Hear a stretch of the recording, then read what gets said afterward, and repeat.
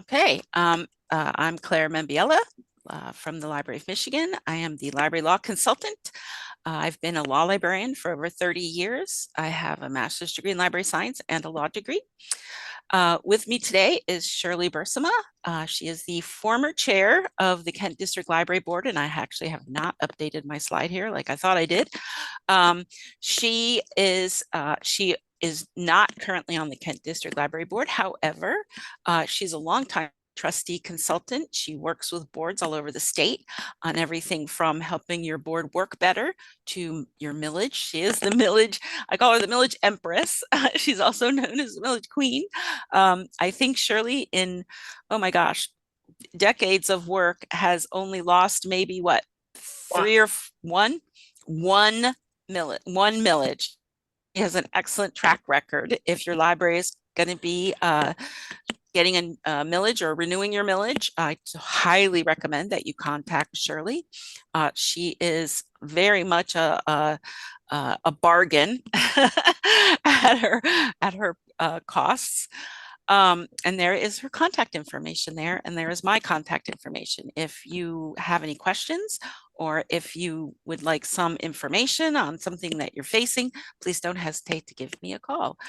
You can also give Shirley an email, or you can give me an email.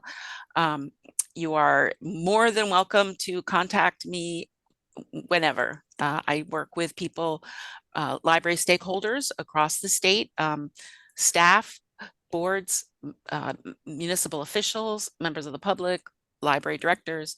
So please don't hesitate to give me a call. Shirley, is there anything you want to say? No, I'm working on number 160. Oh, wow. For November, and we've won 159, obviously. So actually, wow. 161. But no, feel free to contact me if you have any questions, especially millages, where we're in education of trustees is where we're really zeroing in. I thank you, Claire, for inviting me to work with you, and I'm always in awe of learning more from Claire. So this is a good partnership for me. Thank you. Thank you. It's definitely a good partnership for me and for the Library of Michigan. Okay, since we are going to be talking about some legal issues today, this is our disclaimer. Pretty much just says that we are going to be talking about some legal issues, and I am not your lawyer and cannot provide you legal advice, but I can provide you with some legal information. Every library, no matter what your establishment is, should have an attorney, access to an attorney that specializes in library law. Just using your municipal attorney is not going to be enough. Your municipal attorney may be the best attorney on the planet, but your municipal attorney is a municipal attorney. They're not a library law attorney. And they may know a little bit about library law, but library law, particularly in Michigan, is pretty complicated. The other main reason to have an attorney just for your library is your municipal attorney works for your municipality. And unless your library is a true department of your city, the attorney's first priority is going to be your municipality in everything they do, because that's their requirement as professional. They have to, they have to look out for their client first, and their client is the municipality. So that means that if they're drafting a contract for you, that's going to be signed by the municipality, they're going to be thinking of it from the municipality's point of view. If there's an issue between the library and the municipality, the attorney is going to be looking at it from what is best for the municipality. So it is important that the board gets their own attorney that looks out for their interests and that knows a lot about library law here in Michigan. If you have any questions about that, or if you would like to see a list of attorneys in Michigan that practice library law, I'd be more than happy to share that with you. Just shoot me an email and I'll send it to you. Okay, today we're going to be looking at READ. We're going to be looking at your roles and responsibilities, your establishment, your authority, and your duties. So in Michigan, I always find that it's helpful, that it's nice to understand the kind of the why behind things because it can help you make better judgment decisions. So it can be useful for you to know, okay, why are Michigan libraries run by boards, right? What is, why are boards out there? Well, in Michigan, public libraries have been around since before Michigan became a state. When there were just settlements around Michigan and burgeoning towns and stuff, villages, they started to put together public libraries. And part of that was they started to run the public libraries by usually groups of people. Sometimes it was a ladies club. Sometimes it was the local government people put together by the entity that was in charge of the little hamlet or the little village. So when Michigan started to formally set public libraries as part of the state law, they followed that example and they made their public libraries local government entities that were formed by municipalities. So they kept that kind of home rule, if you will. Many other states in the country do not set up their public libraries that way. Michigan is kind of has some unique ways that their public libraries are set up and run. So kind of the idea of a board, a governing board, just kind of came along with that. It is a very traditional and common form of governance for municipal entities and for, subsets of municipalities. Also, boards encourage participation and support from your community. It provides the library with outside perspective of people who are not librarians, and also kind of another set of eyes, right? It provides that kind of checks and balance, provides oversight and accountability of the library. So it's not as insular as a library that's just run by library people. And the libraries in Michigan are funded by residents. They are locally funded. And therefore, if you're going to fund your library, perhaps it's good that you have a say in their operation. Shirley, is there anything you'd like to add to that? Oh, you're muted, Shirley. It definitely says it all. And you're right about Michigan.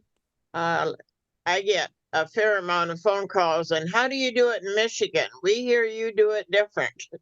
And so a lot of people are interested in how we set it up in Michigan, but I think this covers the gamut of it all.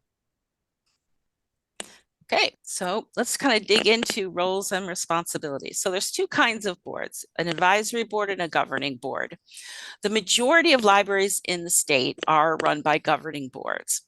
So advisory boards apply if your establishment of your library is that you are a true department of the city or you are a charter township library, so that your township board is essentially the governing board of your library. And in a city home rule city library, which would be your city council and your mayor is your governing board. In that instance, usually then the city or the township will delegate or have an advisory board to kind of act as an intermediary and to assist them with running the library, since obviously a city has a lot of things on its plate, township has a lot of things on its plate, and having an advisory board can assist. It can also assist the library in that an advisory board can be, someone who understands, kind of like a bridge between the municipality that has a lot on its plate and the library that has some specific needs. So the advisory board kind of learns how the library works and what their specific needs are, and then advocates to the city council or the township board. But typically an advisory board does not have any real governance ability unless that governance ability is delegated by the municipality or by those that are the actual governing board. Their primary duties are things like oversight, checks and balance on the funding, and to advocate for what the interests of the library staff and the library and the community with regard to the library are. A governing board now, which is, as I said, the majority of libraries in the state have governing boards, which means the board is actually the legal administrator of the library. And this is something a lot of times that people don't know. So if you're a city library, most of the time, the city is not really in charge of the library. The board is. The board has the legal authority over the library and the legal responsibility over the library. Those duties are delegated, your authorities and duties are delegated by the statute that created your library, your Establishment Act. So you're given those powers by the legislature. Primarily, the job of a board is big picture, right? Think of a Fortune 500 company, right? Like Apple, or their board is, accountable to the shareholders, right? But their main responsibility is to make sure that, that the entity is operating well, right? Overall, that the entity is viable, the entity is complying with laws, the entity is going to remain an entity, right? That it remains a strong company. And that is the same thing that you're responsible for, making sure that the library remains a solid, viable entity throughout the years. So that's why they call you a trustee. You're entrusted with that entity and shepherding it and nurturing it so that it endures for your community and that it is able to supply your community with the information and the things that it needs. You are responsible also for making sure that it complies with various laws, right? As the legal authority for the library, if anything happens, if the library gets into trouble or the library gets sued, it is the board's name on the lawsuit. Because you are the fiduciaries, you are accountable. You have financial oversight in most instances under the statute for your library, and that means that you have a fiduciary duty to do always act in the best interest of the library. But we will get into that more next week when we talk about finances. Talk a little bit about it today. You have a little bit of supervisory responsibility in that for most library establishment types, you are responsible for the hiring and the supervising of the director. Checks and balances, you again make sure that the municipality in certain instances is taking care of your money properly, making sure that your staff and that the library is running in an appropriate way and that they're complying with laws. Advocacy with your local officials, advocacy with your state representatives and your state senators, advocacy at the federal level, to keep an eye on what laws are being passed that could affect your library, that could impact the funding of your library, that could affect the ability of your library to operate. And support, right? Making sure that the library staff knows that you're there for them and that you are going to support them when things get tough, and also supporting the members of your community and letting them know that you are going to use their money wisely to build them a library that's going to be kind of endure into the ages, so to speak. Okay, Shirley, do you have anything you'd like to add to that? No, I think the main thing is that you are a part of the community and that you advocate for the community and that you're really one of them, although you are now on this very important library board. And sometimes people don't feel that we're doing that, and we need to continue to encourage the spreading the word that we're out there for the community, for the library, and for all involved. Thank you. Thank you. So this slide has just a lot of that, a little bit more detail. I'm not going to go through every single one of these because we did talk about quite a few of these, but there's a few of these I'm going to highlight. So when we talk again about big picture, we're looking at things, more specifically like your strategic plan, right? Where is the library going to be in 5 years? What kind of building, big projects do you envision? What is kind of what do you feel is the goal and the mission of your particular library? These are the kinds of things that generally the board would establish through its strategic plan, but would establish in conjunction with working with the library director, the library staff, and the community to figure out what does the community want in a library. Maintain the library's fiscal and operational health. As I mentioned, you are a fiduciary of the library. You have a fiduciary duty, which makes you a very clearly a public official, which is a very important role, right? You don't join a library board to be in a club. It's a serious public position. Even though you don't get paid. And so I think sometimes that's something that a lot of people don't know. There's actually some real serious financial requirements that go along with this job. One of them is in most library establishments, you're responsible for your budget. And this is regardless of what your municipality says. In most library establishments, the board sets the budget. Sometimes the municipality doesn't like that, but the board is responsible for making sure the library has the money that it needs to operate in order to fulfill the visions and the strategic plan that the board sets for it. Know what your library establishment is. We're going to get into that a little bit more in a few minutes. Know what you are. You may know you're a city library, but it's important you know what kind of city library you are. And the importance behind that is understanding what your power is, right? Every single library establishment law provides their board with different powers and authorities. So it's important for you to know what are your individual powers and authorities for this library. And sometimes they are an organic thing. So it means it evolves. The law changes. As we know right now, communities change. And so you have to kind of be on top of that and ready to respond as things evolve. As a board member, you're also an employer. So you employ your director. And that means that you're directly responsible for hiring and coaching and guiding this person in their career. And their career is a very specific kind of career. And it may be a career that you're very unfamiliar with because you had a different career, right? Your members of the boards come from other careers and other professions. So you may not be super familiar with libraries and how they work. Well, that's something that, again, is something you should make it your business to become familiar with. How do libraries work?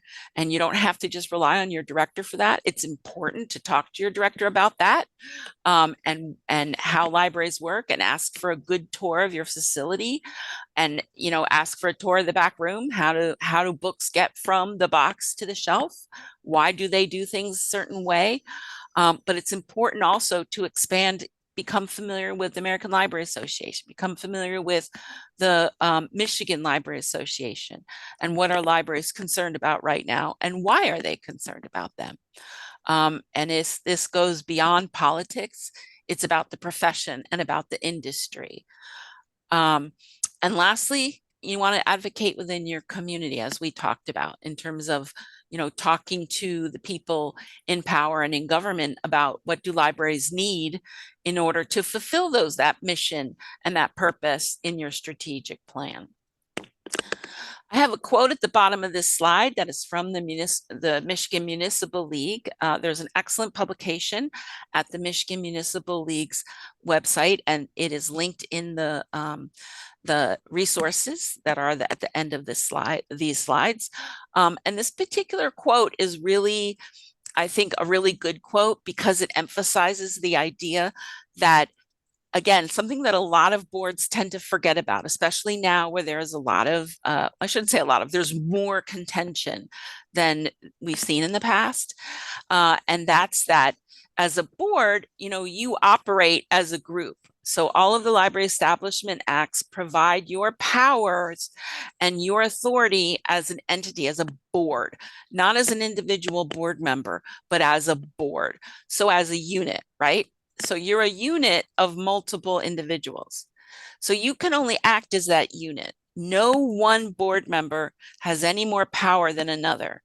And it doesn't matter if your bylaws, permit a individual board member to say sign checks, that's fine.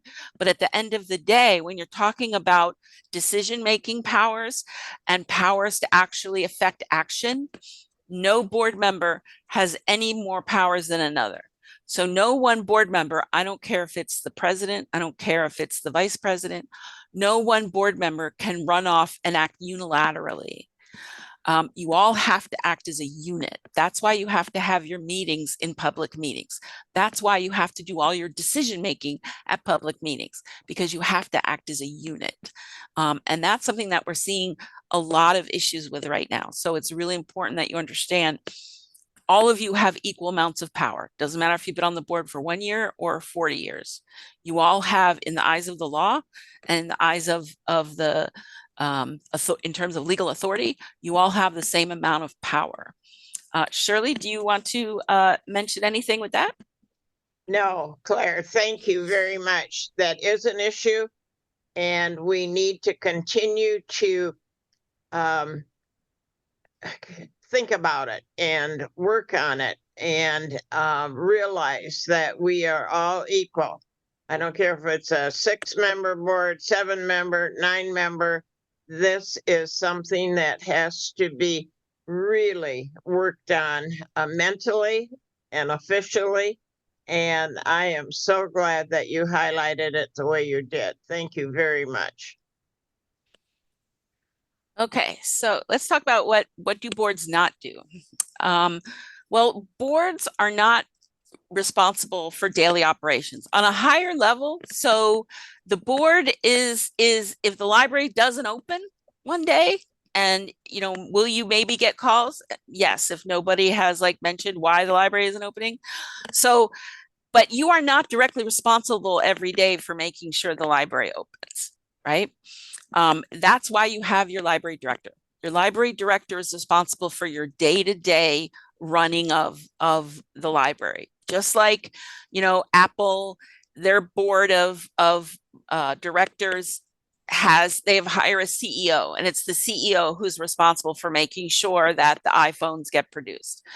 That's the same thing as the library. So your library director is responsible for the daily operations of the library, as well as anything else that you decide that director should be responsible for. Your director is responsible for supervising the library staff. So the board hires the director, and then your establishment law may say that the board has the ability to hire assistants, it says, and that's fine. You can direct how assistants get hired, but it always works better if the director hires their own staff, and you can understand that if, depending on what profession and business you have been, we all who have worked understand that things are going to work better if you have the manager or the supervisor involved in the hiring of the staff. So the library director, who understands how library works, who's been trained in the library profession, is the one who is responsible for hiring library staff, drafting job descriptions, making recommendations for how much staff would be a good idea to have. And then the board's responsibility would be to review those job descriptions, approve those job descriptions, determine in the budget how much staff you can afford, how much those staff members should be paid, in consultation with the director, again, because they have the professional knowledge. Boards do not pick what materials get purchased or what materials do not get purchased.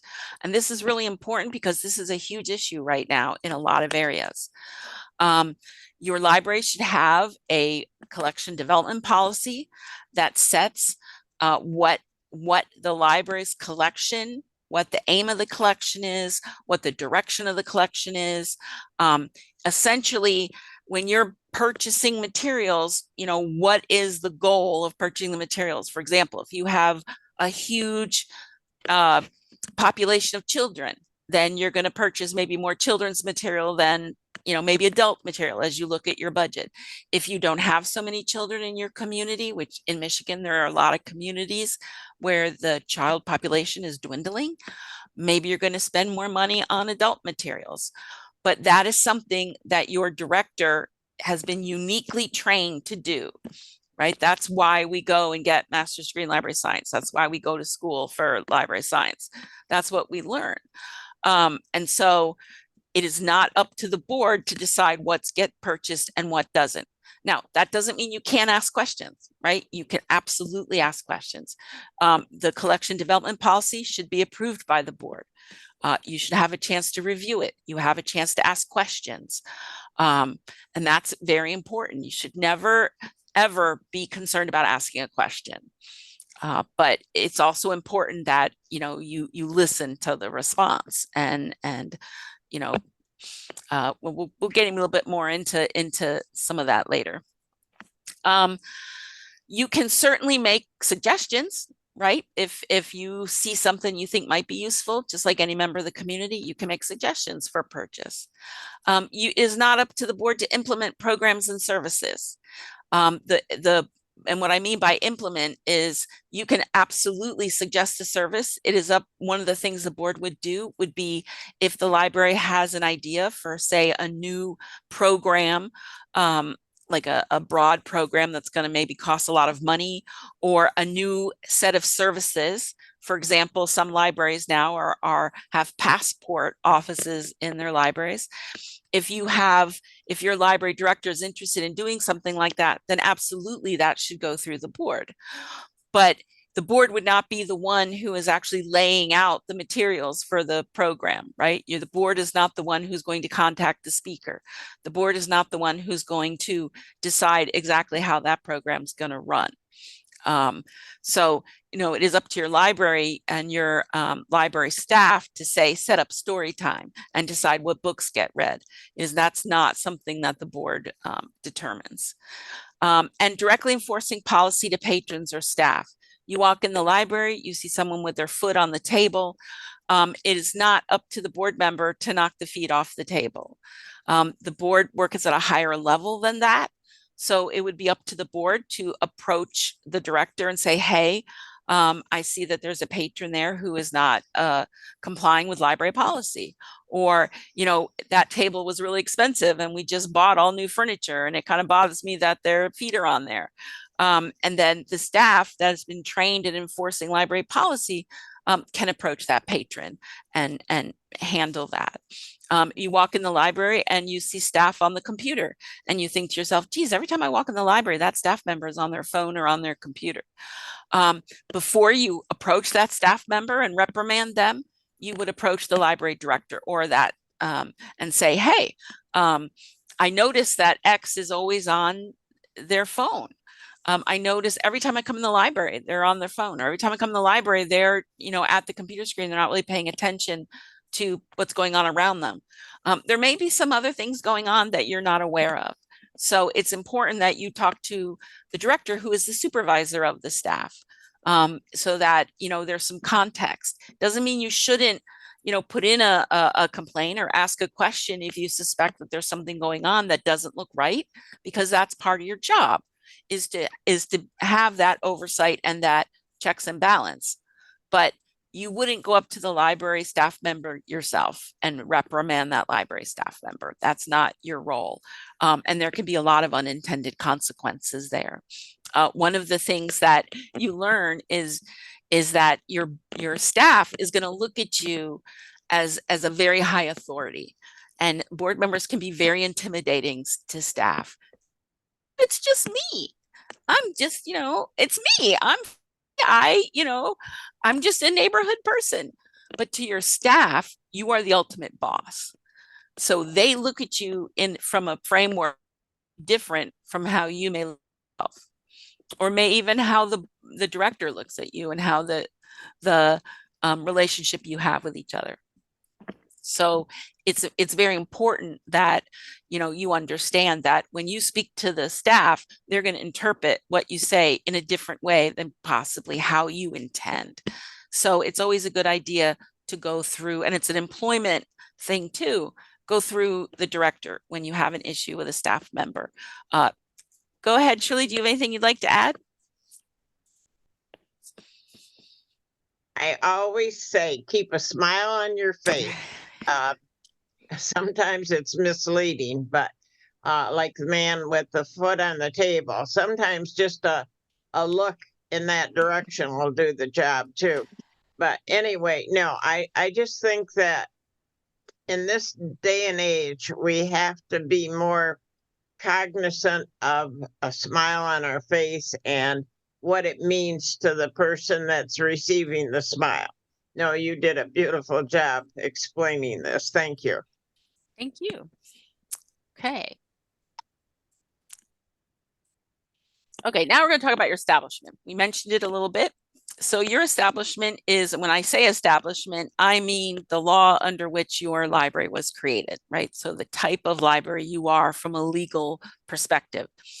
And the reason why this is so important is because that law forms the basis for all of your autonomy and legal authority and your library's operational structure. In Michigan, there are actually one more than this, but it's a type of library that's really kind of rare. It's a private library, but for all intents and purposes, there are 6 laws that cover 9 different establishment types. So that's a lot, right? As you can see, there's 3 different city library types. There's 2 township types, and then you have school public, which is a school library where there was a vote held to turn it into a public library as well. There is a village library, district library, and county library. So there are multiple types of libraries in Michigan. They all run a little bit differently. So if you're a city library and you are 2 miles down the road from a township library, your 2 libraries are not necessarily exactly the same. And that's also one of the reasons why we say, you don't just, we tell directors, don't just take policies from a library down the road and automatically use it, right? You have to look at a policy. You can look at it to see what they do, but you don't automatically copy it because your requirements and your legal restrictions might be a little bit different than theirs, depending on the establishment. So, and this is an old township type. So now as we mentioned, why is this important? We're going to dig into this a little bit more. So in addition to creating the library's identity as a legal entity, right? So if you think of a corporation, if you're going to have a company, you have to register that company with the Secretary of State and you have to fill out paperwork, right? Well, a library, what happens then is once you fill out that paperwork, that makes that company a legal entity and gives that company the ability to have a bank account, to hire employees. It gives it the ability to have a presence, a legal presence. Well, that's what a library's establishment law does, is it gives the library an ability to have a legal presence, the ability to have a financial account, the ability to have employees and have a tax ID number or an employee ID number. It determines how your library is governed. Do you have, most of them have boards, as we mentioned, but do you have a governing board or an advisory board? Is your board 5 members? Is it 7 members? Is it 9 members? Is it 6 members? Is it 8 members? Is it elected or is it appointed? All of these variables depend on your establishment law. How is your library funded? Are you able to have a millage? Do you have a voted millage? Can you have a millage without a vote?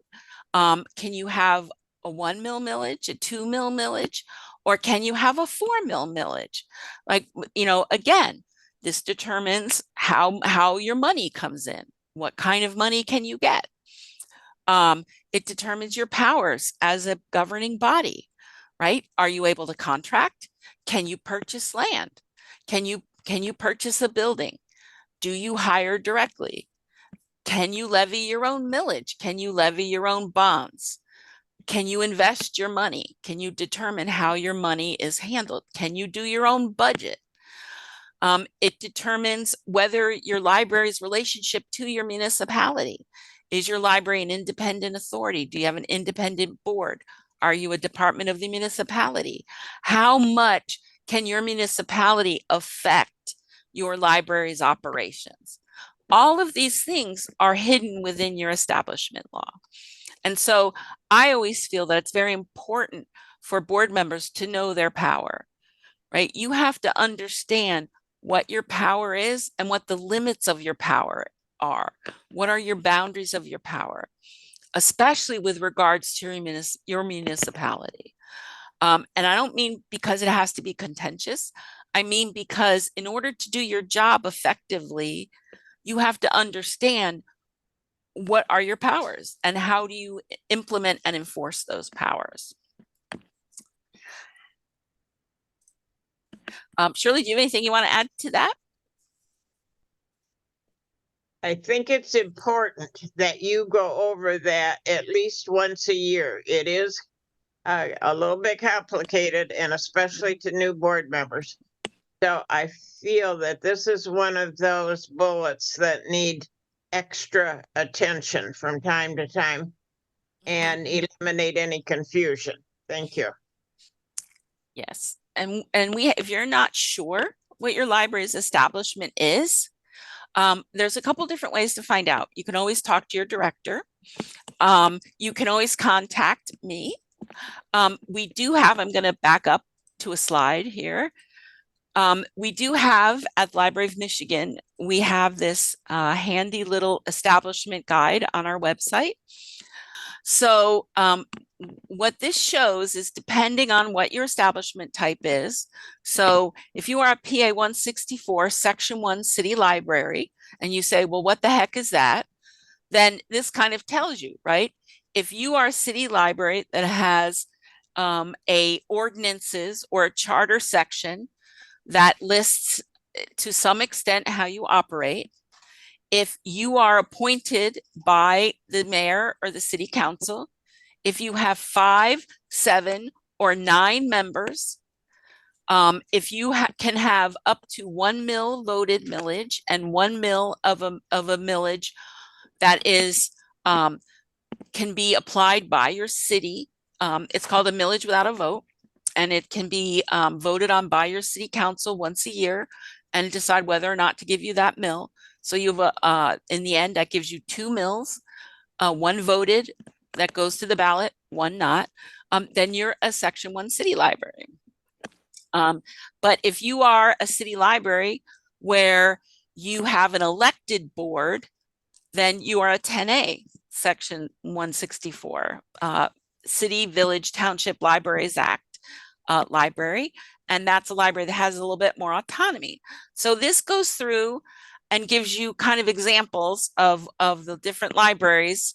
And you can kind of look through this and you can get a good idea of what you are based on just how you operate.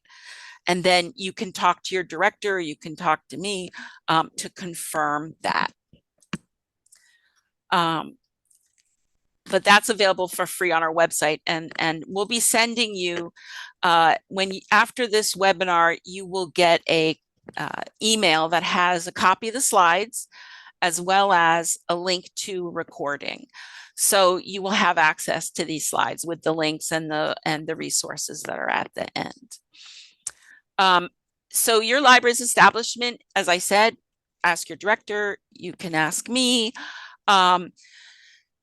And you may be surprised because there's some libraries out there where they think they're one thing, but they're actually something else, or they've been operating as kind of one thing, but they're actually something else. A lot of times with particularly city libraries, municipalities like to be very tight with their libraries. The cities tend to like to micromanage their libraries. Even though the establishment law indicates that the board has a little bit more authority than the city sometimes is willing to give them. So if you notice that or you have any questions, don't hesitate to reach out. Reach out to me, reach out to your own attorney, and you can kind of, determine whether or not that is the case. Read your establishment documents. The most important thing, like Shirley said, is read your establishment law.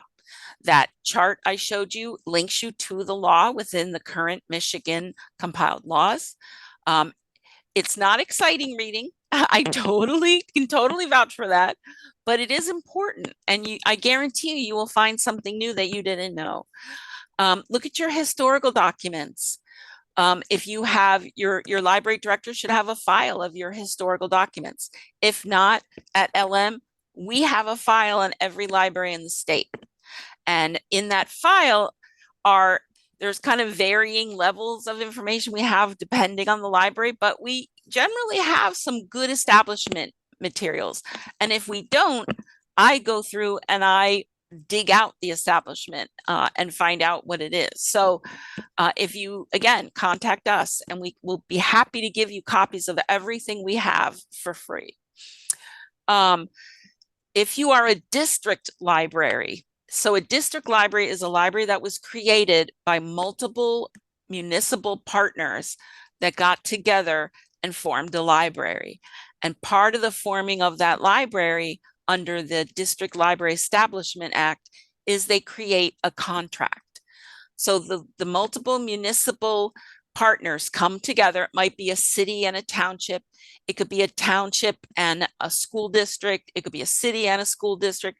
They come together, and they could be county and a school district.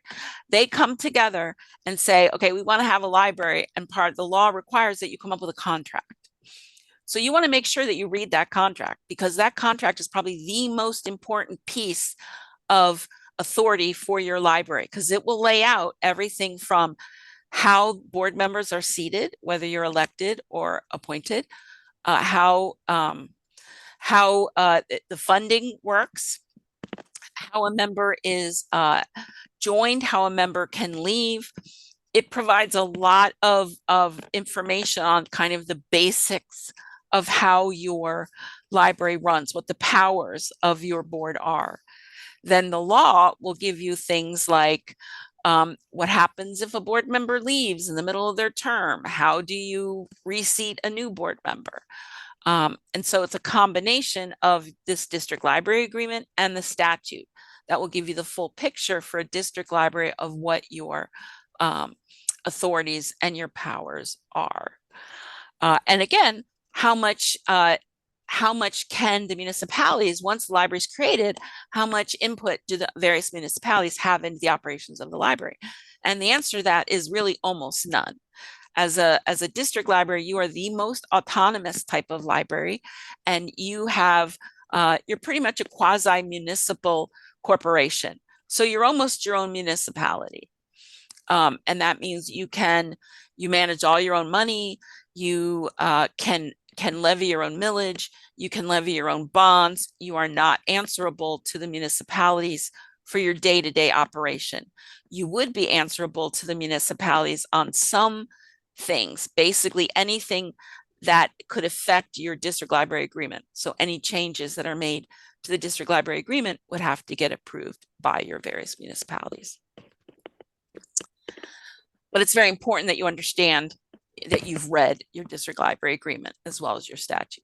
So this is an example of PA 164, which is the City, Village, and Township Libraries Act. This is the act that represents a high amount of libraries in Michigan. Probably between district libraries and PA 164 are the most amount types of libraries that we have in Michigan. Most libraries are these two types.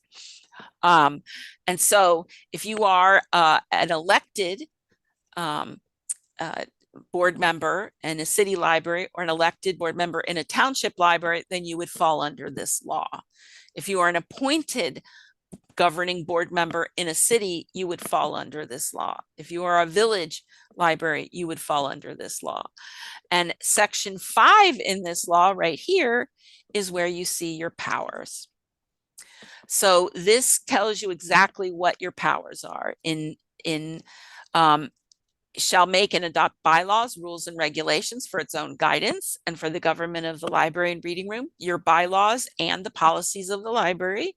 You have exclusive control of the expenditure of all money. So this is important because if you're a city library, it is the board that has the control of the money. Even if your ordinances say that you don't, you do, because if a statute clashes with an ordinance, the statute is going to hold. right? So if your municipality says, well, our ordinances say that the city is in charge of the money and does your budget. This says that the board is responsible for all of the money. So again, if you see these differences, some of this depends on, well, is everything running well? And maybe we don't want to upset the apple cart. And so, sometimes you have to make a risk benefit calculation and decide how much you're going to, affect your reality. But there are areas where things are not going well and the municipality is doing things it's not supposed to be doing. So under those circumstances, it might be good to contact your attorney and say, hey, our municipality is not letting us manage our money, but statutorily, we're supposed to manage our money. And your attorney will work with your municipality to make sure things are being done correctly. So this is probably the biggest issue between city libraries and municipalities, sometimes townships as well, but not as, they don't tend to have as much of an issue. And part of the reason I bring that up is it's important to know because you have a fiduciary duty, that if your municipality is managing the money and your municipality is not adhering to appropriate financial policies or is not managing the money appropriately, and something happens, it's still going to be on you because you're the fiduciary for the library. And it's going to be said that you should have known. You should have had your eye on it. So that's one of the reasons I bring that up, is it's important that you know that. And again, that's part of knowing your establishment and reading your statute. Okay, what about bylaws? Well, bylaws are the rules that a board creates for themselves, right? So that's your own rules to govern your own body. It's not the rules of the library. So your bylaws should be tailored to your to the board, the things the board does, its own internal rules. So these are the things you determine, right? You determine whether behavior policies for the board, right? How should board members comport themselves, right? Attendance policies, how your officers are elected. Do your officers, the president of the board, the vice president of the board, do you have, terms? Do you have term limits? Can the same person be president forever? Those are all things that are up to you. Things like, how are your meetings going to be run, right? Are you going to have an agenda? The Open Meetings Act does not require agendas, but it's not a bad idea to have one. How are you going to manage things like if somebody is hurt or somebody has an illness and wants to attend a meeting remotely, which is one of the only ways someone can attend, a board member can attend a meeting remotely. What is the process, the ADA process that your board implements to give that ADA accommodation? There are some specific legal things that you need to do, and you need to have a policy for that. Do you have an ethics ordinance in your municipality, in your township, in your city? If you do, that has to be factored in within your board bylaws because you have to comply with those ethics policies. What is the duties of your board president, of your board secretary, of your board, do you have a board treasurer?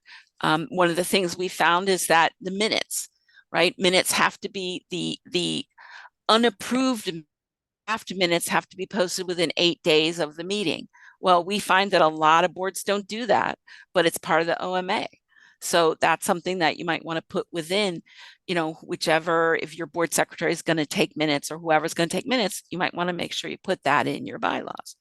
One of the good things about bylaws is it reinforces institutional consistency. So if you maintain bylaws, then as you roll off the board and new people roll onto the board, then the way your board operates does not significantly change. And that's good for your staff, right? Because library staff are there for an extended amount of time usually, where board members can rotate off after 4 years or after a few years.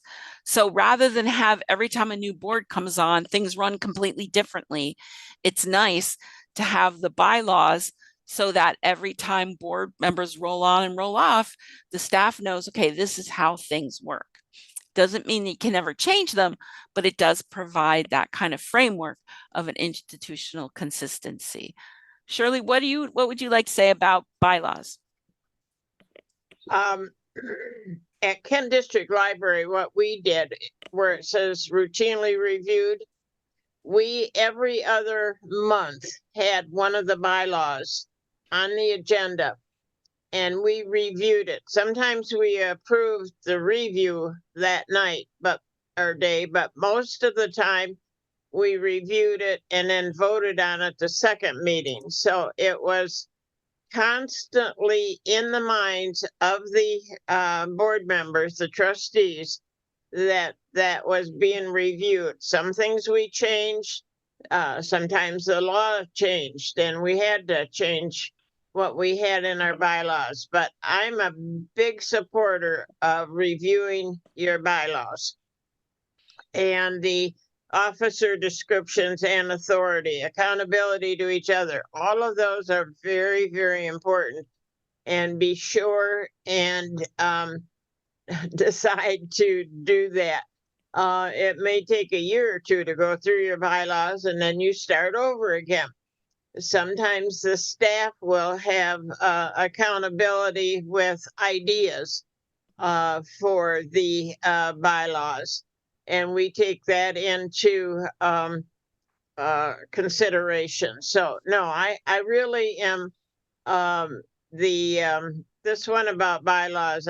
I've always been very accountable about, because I think that they change, we change, trustees change, and they need to know exactly at all times what the bylaws provide. Thanks, Claire. Sure. So one last thing about bylaws is it's a very good idea, as Shirley said, to make sure that you build in some accountability to each other. That's the other thing that we're seeing now, and it's the kind of thing that a lot of people didn't expect, is there's more contention on boards than there used to be. And it's important to you kind of train to know how to deal with those situations. Over and over again, I hear from board members that, well, there's someone on our board who just got on the board and is creating problems. And it's the best way to manage that is to have the board president start by pulling the person aside discreetly and kind of explaining the culture of the board and how the board works. And if that doesn't work, making sure that your bylaws have adequate behavior and ethics expectations and accountability. What happens if someone doesn't do what they're supposed to do? But it also requires individual board members to stand up. And for all of you, if you're a 6-member board and you have someone comes on who's creating some conflict, well, that's 5 of you and 1 of them. So there are elementary ways to manage this as well. And so yeah, sometimes it means making a little bit of waves or having conversations that you find uncomfortable, but unfortunately that's what you've signed up for. And to not do it can end up with some serious consequences, as we have found. If you stick your head in the sand and you ignore it, things can get very bad very fast. And then before you realize it, you're in a crisis situation. So it's really important to manage issues when they come up and not to let them linger. And as you're going to see in our resources, there are lots of entities throughout the state who are here to help you. So you're not in it alone. If you do have a contentious situation, from Shirley to myself to there's other entities, your cooperative director, MLA, there's lots of people around here who can assist you.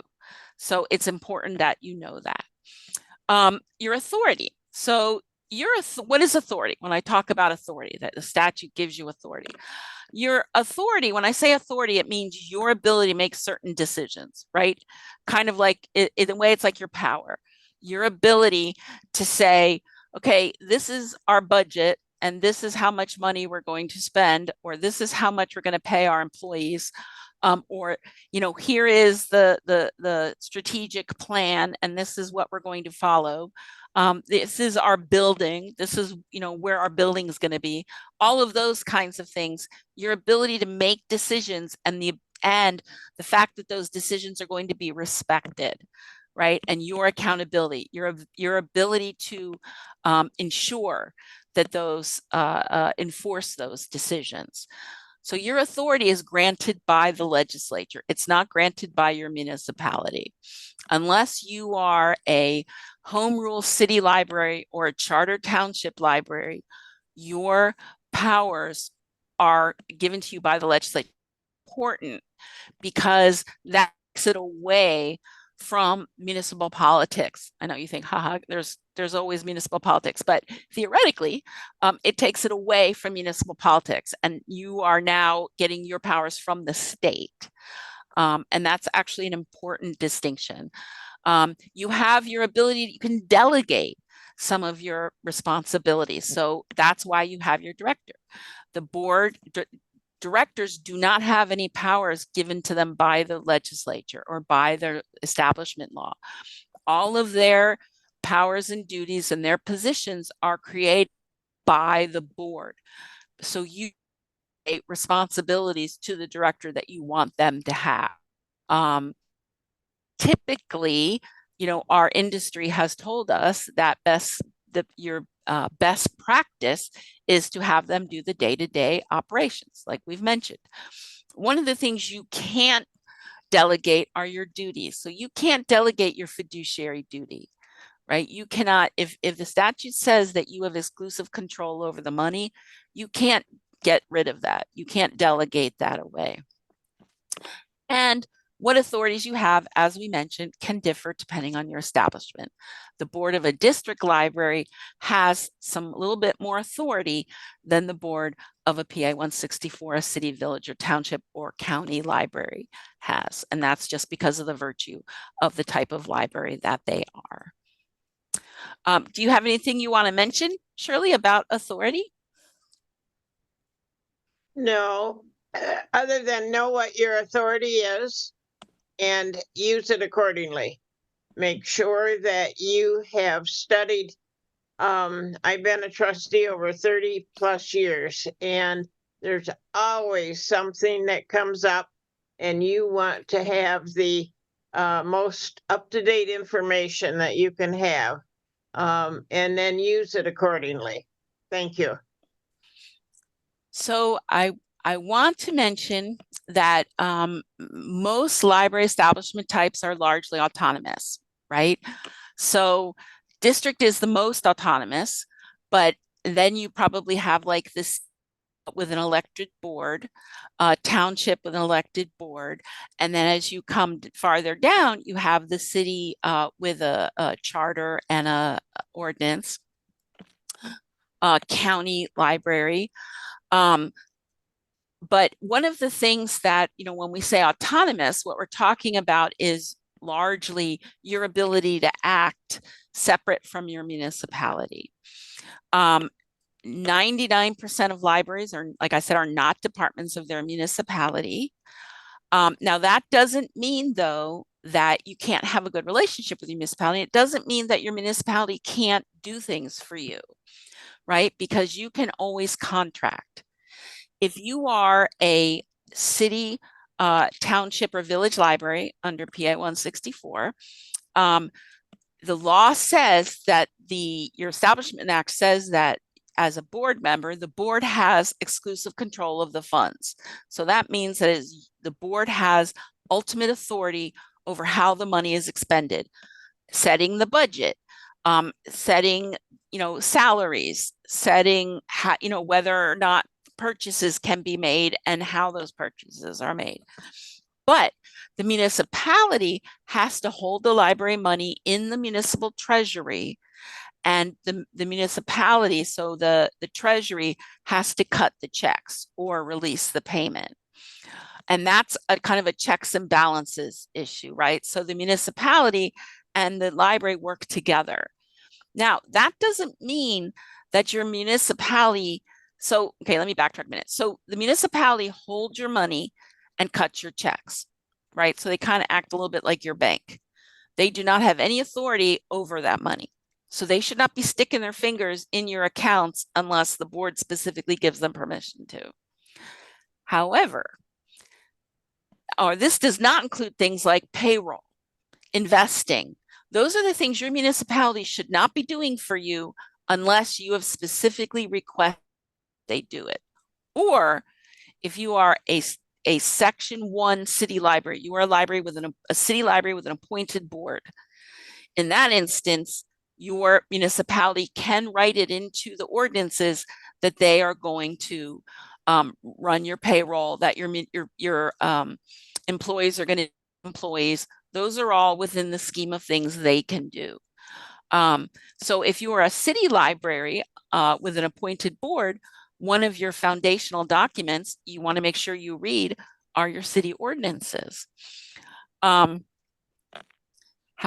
what I want to mention is if you are not a city library under Section 1, so you are not a city library with an appointed board, one of the things that you're going to want to consider is if your municipality currently does more than just hold your money and cut your checks or do your electronic transfers, then you are going to want to consider maybe having a written agreement with your municipality that stipulates here is what the municipality does for us, right? And here is what our expectations are towards the municipality. And here is what the municipality's expectation towards us. Here is the amount of money we are going to pay our municipality to do these extra things for us, because they should hold your money and cut your checks, and you should not be paying them for that. But if they're also doing payroll and they're managing your chart of accounts and they're doing your audit, then maybe you should consider paying them to do those things, right? But if you do, you should have a written agreement with them that stipulates who does what, who's responsible for what, and what are the things like making sure they have the adequate financial processes in place and the adequate financial policies in place, because that protects the board from the liability standpoint, right? Making sure that they release reports regularly to the board so that the board can see where your money is and what's being done with it. If you have your municipality, for example, investing your funds, you better know where they're investing them and how they're investing them. Are they pooling them with other municipal funds? Sometimes that's okay. Sometimes that's not okay. Do they have your funds in a separate library fund, which is required by law for all library establishment types, because that's the only way you can get penal fines and state aid. So, having that written agreement protects both you and protects the municipality. So we strongly recommend if you have your municipality doing large amounts of financial work for you. In addition to your financial policies, your municipality can be partners with you for things like FOIA. It's not uncommon for some municipalities to be the FOIA responsible party for their library. But again, if they are, not a bad idea for you to have some kind of written policy or agreement that dictates that, so that everybody knows how it's supposed to run and the board is assured that it's being done correctly. And there are some guardrails built in there so that the board gets a report or something so that they know that it's being done correctly. Because again, at the end of the day, if something's not being done legally, it's going to come back to bite the board, okay? Because you are the named party. Shirley, is there anything you want to add to that?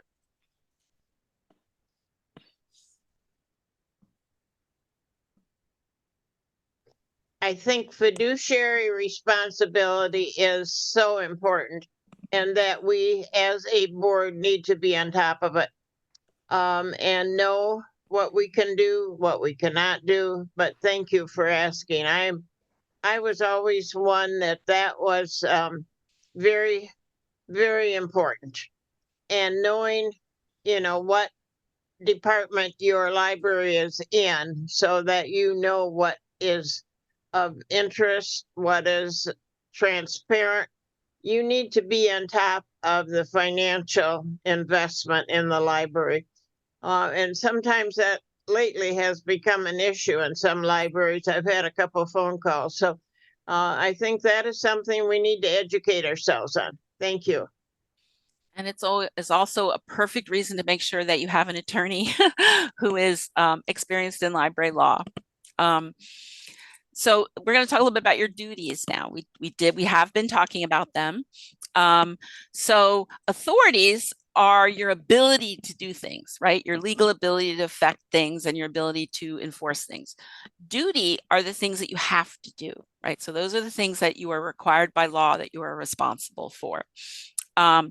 So for as a library trustee, we've listed some here, the important ones here. So we've been talking about your fiduciary duty. So the legal definition of fiduciary duty is that anything you do, all your decisions and actions for the library have to be made in the best interest of the library, right? The best interest of the library for your community, right? It's not the best interest of your city. So if your city appointed you, you are not acting in the best interest of your city. That is not your responsibility. That's not your duty. Your duty is to the library and your community. Your duty is not to the city manager or the mayor and what their political agenda is or whatever they want. And that's an important thing to understand. Or your township or your county.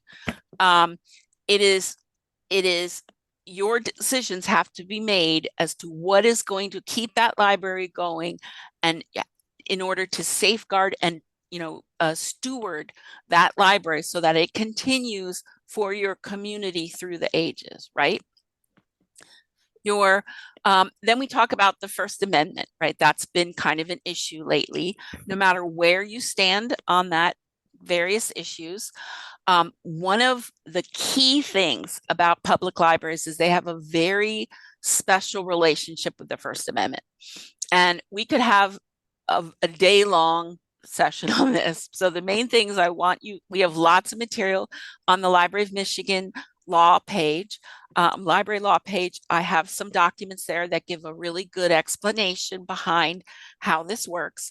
But just the main things to know now is that public libraries have a very particular relationship with the First Amendment because of certain decisions and law that have been upheld and laid down that say that Americans have a constitutional right to information, the constitutional right to receive any information we want and to give any information we want. We have a constitutional right to access to a library because our culture is such that it has become typical for us to access information through public libraries. So that means that in order to exercise our right of information under the First Amendment, a public library has been deemed integral to that. So because of that, libraries, public libraries, and the First Amendment have a very unique relationship, different from schools. Okay, so what happens in public schools with regards to their libraries and their classrooms are not the same as the rules in a public library. School libraries and public libraries are close, but they're not exactly the same. The main difference is that a school has more constitutional authority to make certain decisions with regards to the information kids can access. Public libraries do not have that ability. Public libraries do not have the ability to tell people that they are not permitted to see certain things. Doesn't matter their age, doesn't matter where they're from. In Michigan, there's a constitutional right to access a library. It's written in our Michigan Constitution as well. And what that means is that anybody in the state can walk into any library in the state, sit down, and use the facility. Doesn't mean they can check books out. Doesn't mean they can use the computers. Doesn't mean that they can use all the facilities like rent a meeting room, but it means that they can sit down and use and access information and use the books and materials and read whatever they want, ask whatever question they want. So it's really important to understand that as board members, one of your integral duties is to uphold this. right? And if a major thing to understand here is that when you take that oath of office, and all of you should have taken an oath of office, whether you are appointed or elected, and that's because you have that fiduciary duty. So I know sometimes municipal clerks get a little confused by this, because if you're appointed, they think you don't have to take the oath, but you do. And that oath of office in Michigan for public officials clearly states you will uphold both the US and the Michigan Constitution, both of which uphold the right of people to access information. The key thing to remember is that all of us have our own personal beliefs, viewpoints, opinions, politics, spirituality, and that's all great. And we all carry that wherever we go, and it influences things. But the important thing to remember is that when you are working as a library board member, all of that gets left outside the door to the boardroom. When you walk in the boardroom, you do not bring any of that with you. You can use some of it to inform and to your decisions, but you cannot use it as a reason to prohibit something or to bring in something. So you cannot use it as a basis of your decision making, because that would be unconstitutional. So that's where we're going to leave that. If anyone has any additional questions about that, I'd be happy to address it with you. But as I said, we could spend all day on this, so we're not going to. As I said, you want to take the oath of office. You can take the oath of office either with your clerk. Any notary public can give you the oath of office. Many library directors do it as part of a board meeting. And then you have your ethical duty. There are certain laws that all public officials have to comply with. One of the major ones deals with conflict of interest. So let's say that one that comes up a lot is you are deciding who's going to mow the library lawn. And you say, well, gee, my son will do it. And, my son could use, a weekend job anyway. And the library says, okay, yeah, that's a good deal. We'll just, have him bring his lawn over here and do the lawn. Well, you can do that as long as it is understood by every other board member and it's in public meeting that this is decided.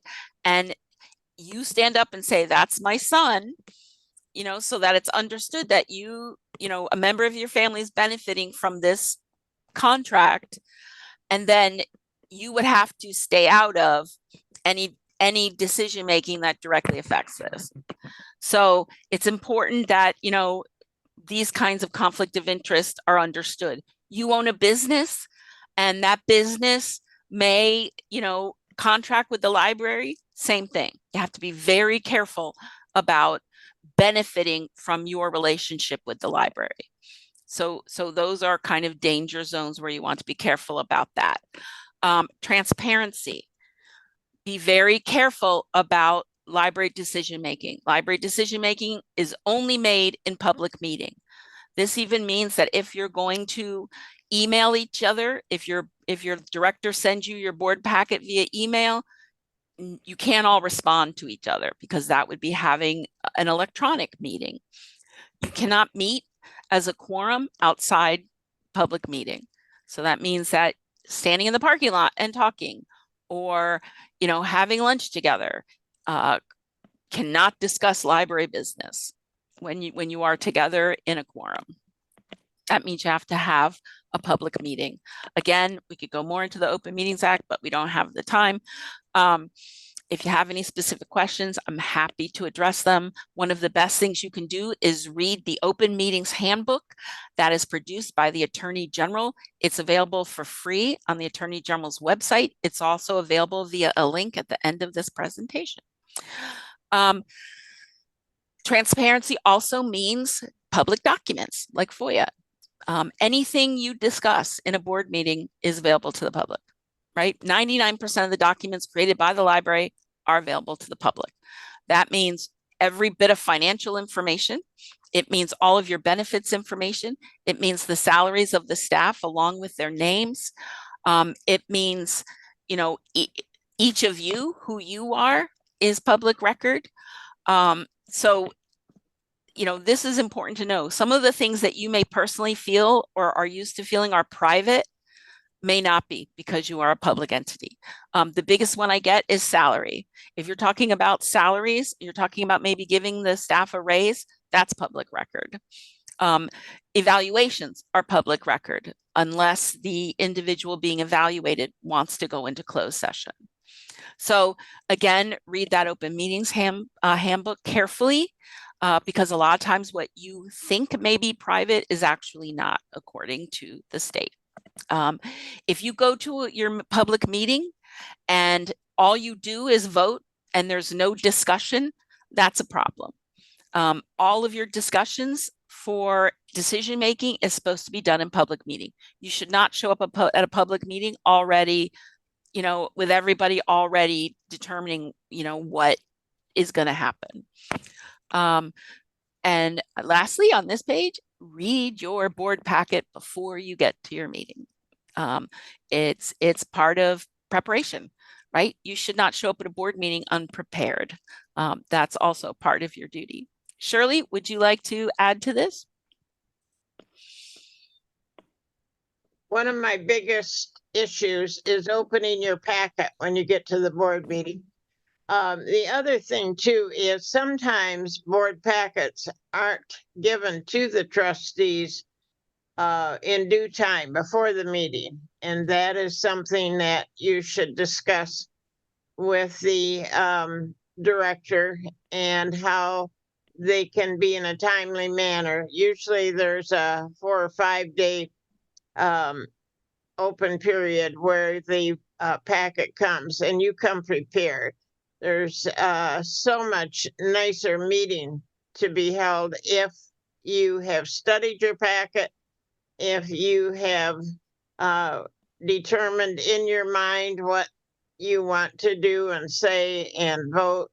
And there's just nothing more important than an educated preparation to the board meeting. Thank you for asking. That to me is one of the biggest issues on boards. And some, boards have a lot, depending on the size of the library, some boards have a lot to discuss, a lot to vote on, a lot to act on. And I just think that we are accountable to the public and that we need to be prepared for that. Thank you. Okay. Okay, accountability. Again, checks and balances. You should all be acting as checks and balances with each other, with the director. The director should be acting as a checks and balance, and the director should have no problem asking questions of the board. Your audit, even if your municipality does your audit, you should be getting the audit report every year and you should be reading it. You would be surprised. The audits are available on a government website, every audit. So all municipalities, all libraries. You would be stunned to see some of the things that we see in these audits. So financial issues are probably the number one issues that we see with libraries, not because anyone's trying to do anything bad on purpose, but because a lot of times, if you look at municipalities, a lot of the people, particularly smaller municipalities who are voted into treasurers, don't have financial backgrounds. A lot of board members don't really understand how all of this works. Even a lot of directors and stuff don't always know the finer government finance information because it's complicated. The problem is that financial problems are the low-hanging fruit if people want to find issues to poke at your library about. So the bare minimum is you should be getting regular financial reports from, if your municipality is managing your money, you should be getting regular financial reports. If your library staff is managing your money, you have a bookkeeper or something, you should be getting regular financial reports. You should always read your audit. And if you don't understand something, bring the auditor in to explain it to you. Just because your city does your audit doesn't mean you can't talk to the auditor. Okay, it's really important. Remember, you are a separate entity with a separate account, right? Just because the municipality does your audit doesn't mean they make all the decisions. Again, your bylaws should be available to the public, right? And make sure you have a handle on the Open Meetings Act. For oversight, again, your bylaws are a major piece of the oversight. The statutes, make sure that you understand what are your terms.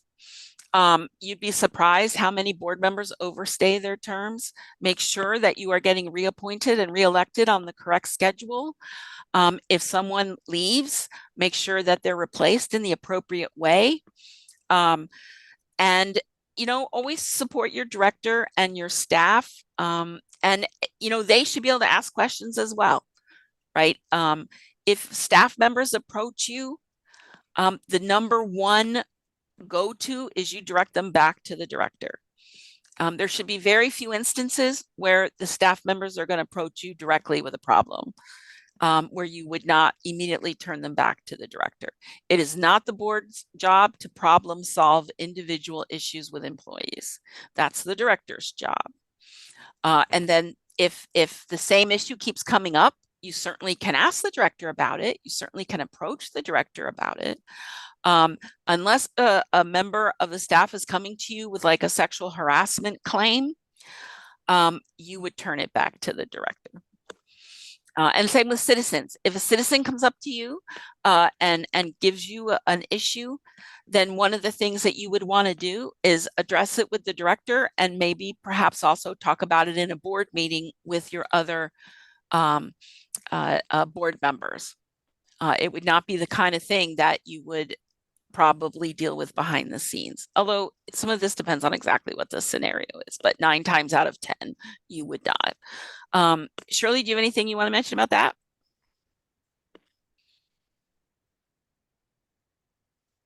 Oh, you're muted, Shirley. I am. No, I think it was well described.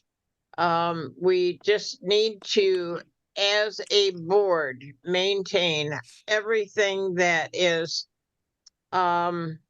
important with the board. I agree a lot with the audit report also. Usually auditors will come in and explain their findings. They give you a letter of authority, and that is something that we as a board should require and ask for. There are a lot of details that I think as trustees we're not familiar with. And it is our duty to make sure that we understand each and every, including I like what you said about the staff and coming to the board, going to the director. That has kind of created bigger issues lately with the right to read, etc. So yeah, no, we need to be on top of the board member duties, and they get more and more daily that we need to be on top of. But thank you for asking. Okay, so we're at the last couple slides, and we've talked about, remember you're called trustees and your priority is the library's well-being. We've talked a lot about these already. Your job is to steward the library for the community. And remember your ABCs. Ask for advice, ask for help, ask for training. Build partnerships with your director, with your municipality, with state and local legislators. Challenge bad behavior, right? If you're seeing problems, whether it's at the municipality level, whether it's at your peer level, at your other board members, challenge it. To do it without huge amounts of problems. Training you can take. There's training you can take in difficult conversations that are available for free through the Library of Michigan. And if you have any questions about that, I'm happy to provide it. And again, you have lots of people to reach out to. You have your library director, you have your cooperative, you have us. United for Libraries is the division of the American Library Association that specifically is geared towards trustees. You have Shirley. And United for Library, you can join by clicking on this link, and there's actually instructions right here to tell you how to sign up if you're not already. Here's information on how to get a hold of some other groups that can help you. And then we have page after page of resources. So I'm going to stop sharing. I would like to say thank you very much for attending. Shirley, do you have any parting words? I want to remind folks about the handbook that Clare, in great detail, puts together every couple of years. Will answer a lot of your questions and in great description. And I refer people to it a lot. Please refer to that. If you don't have it, I have here. They're at the Library of Michigan. And thank you, Clare, for your presentation. Thank you, Shirley. And I thank you all for coming. I thank you all for listening. And thank you all for being library trustees. And I look forward to talking to you next week.